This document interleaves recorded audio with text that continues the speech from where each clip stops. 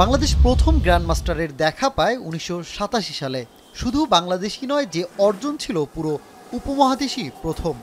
অথচ পরের যাত্রাটা বেশ ধীরগতির। এরই মধ্যে ভারত ৮৫ জন গ্র্যান্ডমাস্টার পেলেও বাংলাদেশে মাত্র ৫ জন। দাবার আন্তর্জাতিক পর্যায়ে সম্ভাবনা তৈরি করেও কেন গ্র্যান্ডমাস্টার পেতে দীর্ঘ সময় অপেক্ষা করতে হচ্ছে? দেশের হয়ে প্রথম এই সাফল্য বয়ে আনা গ্র্যান্ডমাস্টার নিয়াজ মুর্শিদেরই বা কি মত?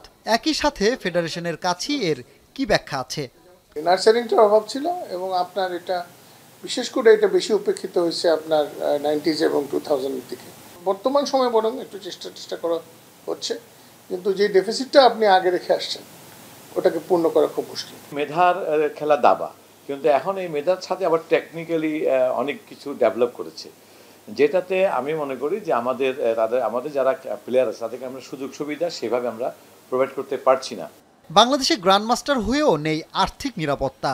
ফলে দাবাকে পেশা হিসেবে নেওয়াটা আদর্শ হিসাবে দেখছেন না খোদ এই সংগঠনের সাধারণ সম্পাদক। একই মত দেশের প্রথম গ্র্যান্ড মাস্টারেরও। বলেন, সবাইকে আর্থিক অনুদান দেওয়ার সুযোগ না থাকলেও গ্র্যান্ড মাস্টারদের জন্য মাসিক ভাতা দেওয়া উচিত। কারণ প্রফেশনালিজম গ্রো করা সম্ভব না যদি গভর্নমেন্ট থেকে কিছুটা সাপোর্ট না আসে। গ্র্যান্ড মাস্টার হলে আপনি স্টাইপেন্ড পাবেন, রিটায়ার্ড হলে আবার স্টাইপেন্ড পাবেন, এরকম একটা থাকা উচিত ছিল। এবং কিন্তু আমার মনে হয় একটা চাকরির ব্যবস্থা থাকলে খুব ভালো হতো। আমাদের দাবাতে খেলে তার জীবন জীবিকা নির্বাহ করবে, এই অবস্থা কিন্তু দাবাতে এখনো হয়ে ওঠেনি। গ্র্যান্ডমাস্টার জিয়াউর রহমান মারা যাওয়ার পরে আলোচনায় উঠে আসে দাবারুদের আর্থিক নিরাপত্তার বিষয়টি। কারণ তার মতো পেশাদার খেলোয়াড়ও পরিবারকে দিয়ে যেতে পারেনি আর্থিক নিশ্চয়তা। আর এসব বিবেচনায় নিয়েই প্রয়াত গ্র্যান্ডমাস্টার জিয়ার পরিবারকে ১ কোটি টাকার একটি ফান্ড তৈরি করে দেওয়ার কথা ভাবছে তারা। প্রকল্প বাস্তবায়নে এরই মধ্যে কাজ শুরু করেছে বলে জানিয়েছেন ফেডারেশনের সাধারণ সম্পাদক।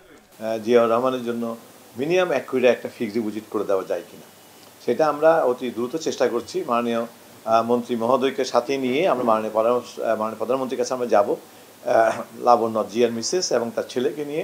সরকার থেকে ফেডারেশনগুলো বছরে এককালীন যে বরাদ্দ পায় তাকে একেবারেই অপ্রতুল বলছে সংগঠনটির কর্তারা। মিলে না পর্যাপ্ত পৃষ্ঠপোষকতা, যে কারণে প্রতি বছর টুর্নামেন্ট আয়োজন করতেই হিমশিম খেতে হয় তাদের। এমন অবস্থায় পেশাদার দাবারুদের আর্থিক নিরাপত্তার কোনো সুরাহা করতে পারছেন না তারা। যদিও শিগগিরই এ নিয়ে সরকারের কাছে প্রস্তাব তুলে ধরার কথা বলছে ফেডারেশন। আমরা এই বিষয়ে প্রধানমন্ত্রীর সাথে কথা বলবো যে আমাদের বিভিন্ন ফেডারেশনের খেলোয়াড়দের জন্য যেন একটা ফান্ড করে দেওয়া যায় এবং এই ফান্ডটা যেন কোনো কমিটি আসার পর যেন এটাকে খরচ করতে না পারে, এটা ফিক্সড ডিপোজিট থাকবে। এখান থেকেই আমাদের অন্তত শীর্ষস্থানীয় খেলোয়াড়রা যেন সেখান থেকে তাদের একটা পেমেন্ট পেতে পারে। দেশের দাবায় এখন পর্যন্ত জাতীয় চ্যাম্পিয়নশিপের পুরো আসরে আর্থিক পুরস্কার মাত্র ৩ লাখ টাকা, যার মধ্যে আবার গ্র্যান্ডমাস্টার, আন্তর্জাতিক মাস্টার আর ফিদে মাস্টারদেরকেও দেয়া হয় অংশগ্রহণ ফি। সানিম মৃধা, এখন, ঢাকা।